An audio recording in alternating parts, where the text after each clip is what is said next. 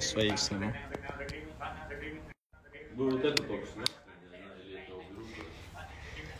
Салом алейкум мардум. Ма Parviz ай Нью-Йорк ама каса хуш омаде. Имрӯз панҷшанбе, амрӯз рӯзи аукцион. Вайдав як видео пештарама мекушум комментариятона бахшиш. Даётон боша вай ҳафтаина видеои манда ма аукциона нишон дода будум 2 ҳафта пеш, як ҳафта пеш.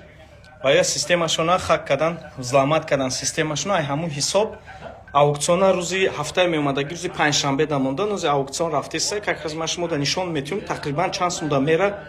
Мошиное ки дидем, мена мегум то на нархша бинен. Рафтем инҷа дуюм голузда овози аукцион меша, яъни агар мо ҳоз дар ҳамун аукцион иштирок мекардем, ҳамаи овозоя мо ҳамҷа мефаҳмидем. Рафтем зед погромче, чтобы они голос. Кстати, шеф мамжа, салом алейкум. Овоза гӯш кунем, аукцион чӣ мера.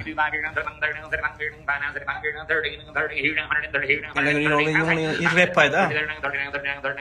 Ин мошина де нарх 627, агар я зер куни то есть я айсигум. Нами аукцион рафтесте ҳозир. Ин мошине ки мо дидем лоти 11 номер буд. Дида 127,000 рафтесте. Какой год это? 2020 сол. Это механика, да? Это автомат. За 127 тысяч ходит, да? 2020. Ну, получается, вот последний бит. 127,000 да рафт лоти 11. Шумо метонед мошина дар омада бинен. Это то, что мы смотрели, да? Да. И мошине ки мо дидем Kenworth 2020. Сайташон инҷа да метонед дароям бинен дар хутона. 140,000 пробег буд, мил. 140,000 тақрибан чанд меша? 300-350,000 километр гаштаги. Соли 2020 Kenworth T680. Нархаде чӣ хестеста 170,000. Ин мошини гарани хуш 135,000 буд пешаи аукцион. Лоти 206. Ахатана мошини зур буд. Это автомат буд, да? Механика. Механический коробка.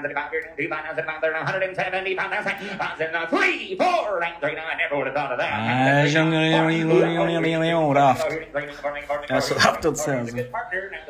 Кукнём, халимеш, в ту одного пульмена.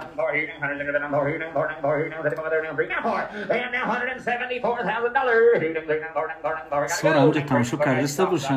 Я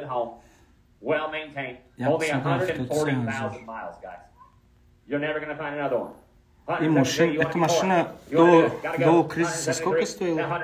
70. Ну, это, наверное, чуть сложно мне сказать, потому что здесь мало миль, и она еще 18 скоростей. Ну, наверное, я думаю, 100, наверное, 110. Помнишь, что нулевки сколько стоили? Машин нау як там машин буд, поэтому боша Петер был вақти сурат гирифтон кума, 227,000 дарав, 2022 сол механика коробкаш. Ҳамхи аукцион бозӣ мекунанд, лекин барои я аукцион дар омадан пулша сразу метен ё ки баъд метен. Ма шумо дам мегӯям ки бояд пулша пеша китен. Агар аукционда бозӣ кардани бошен, ҳаст банкҳо рафта ай банкҳо маслиҳат мекунен. Банкҳо мегӯянд ки мақсад историятона мебинанд, кредитни историятона. Ай пушти ҳамун кредитни историятон мегӯянд ки ҳо бародар мо туда мақсад метонем 160 ё 200,000 пул тием. Баъд ай 200,000 пула ки шумо ки фаҳмидем ки банк шумода покриват мекунанд, баъд зиёдиша шумо ягон ҷо мегирен ё ки дошта бошен ҳамроҳ пуш карда мошина мегирен. Мақсад аукцион ҳам хеле бозӣ мекунанд, диде нархора. Бисёр савол дода ки аукциона сёмка кардию нархошам не. Марҳамат, инамад шумо да сайтшам нишон додум, хутонам дар омада метонен бинен. Лекин пешай дар омадан шумо бояд депозит $5,000 бояд депозит монед. Барое ки чтобы шумо дар омада иштирок кардани аукциони мошина боркаш 5,000 бояд пешакӣ пул месупорем. Агар буриден 5,000 ай нархи мошин мера минус меша. Ана бод як чиз дига да аҳамият тен ки $230,000-250,000 мошиноя боложда налогша ҳисоб кунен. Андозаш чанд қа меша.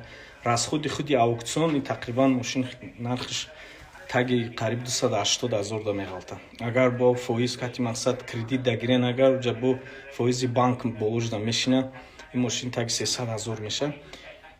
Ози сезони трак кам-кам суст меша, барои ки пешай соли нав корошон зур буд, баъдай соли нав уфтестан ки камтар мешаю. Бо як қонуни нав бромадеста моҳи февралда ки экзамени праваи мошинои дальнобойшӣ ки бояд 6 моҳ шава, моҳи феврал сар меша ин чиз. Инам сар шава, агар боз беҳамиам шофёр кам буд, боз кам мешад. Яъне ҳам хелда ни сезонни мегуфтаги коршон, худохоҳ иншоалло сезонни меша ва бачаҳои тоҷик на фақат бародарои мусулмоне ки кор мекунанд дар ҳамин соҳа бекор намемонану, пули хушу кор мекунану, Тоҷикистонро мекунану, ҳама ҷо хуршу хурсанда меша. Обод боша як бор дигар аз Чикаго шумода салом алейкум. Худо хоҳад рӯзи ҷумъа пагане рӯзи шанбе ма шумода ҷои корма нишон метиҳум, офисма ва якчанд маслиҳат ма шумода мепартом барои бачаҳое ки англисӣ медонен, бо чӣ кор метавонен дар Тоҷикистон шишта иштирок кунен ва кор кунен ва пули нақс кор кунен. Охирон фрайтлайнере ки мо дар Дурнуш видео кардем нишон метиҳем то, на? Этот именно трак в основном наши любят, да, то есть как бы откуда там, с Европы, там, с Азии. Фрайтлайнер, волю практически все наши выбирают. Это там, где ты интервью, да, проводил? По-моему, да, если не ошибаюсь. На диден уже 152,500 видео ма тамошо кардаги бошен, мо дар дамон видео ҳамин мошин дарни ҳамин мошин да мо шиштем, шефи ма интервью дода буд бо забони русӣ, тамошо кунен. ҳозир ман мегӯям шумо да ин мошин тақрибан 100 равад где-то 175-180,000 да мерад, да. ҳозир мебинем.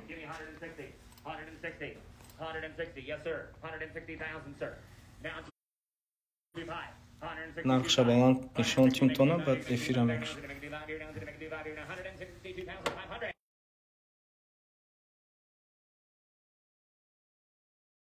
Да, таких сумм больные. Интересно, они 163 тысячи когда вытащат? Не скоро. Мы их столько вытащили уже. Это последний, да, лот? Идет сейчас. 163 тысячи уже, да. Я, кстати, сейчас Плюс еще 5% этот bias premium fee. Это что получается, что где-то уже 8 тысяч только сверху они должны накинуть этого, плюс еще налоги заплатить. То там, наверное, 2180, наверное, выйдет. Як 163,000 долларов. Як 163,000. Ден чихел ки мега ҷа 5% аукцион ҳақша мегирад, так 180-200,000 меша. Стоит ли брать, стоит ли так оккупат мекуна, кай мекуна. Худи бачаҳои дальнобойши ки Америкада ҳастанд нависе комментарияда. Дар чанд моҳ ми пула мебурорен. Обод боша як бор дигар салом алейкум. дар ҳаққи муҳоҷирон дуо кунед. ҳар вақт дароен комментариётон ягон савол боша, агар моноен комментариёт кам-кам дар омадан ма вақти холигимда ҷавоб метиҳам. Салом алейкум як бор дигар. Бай бай.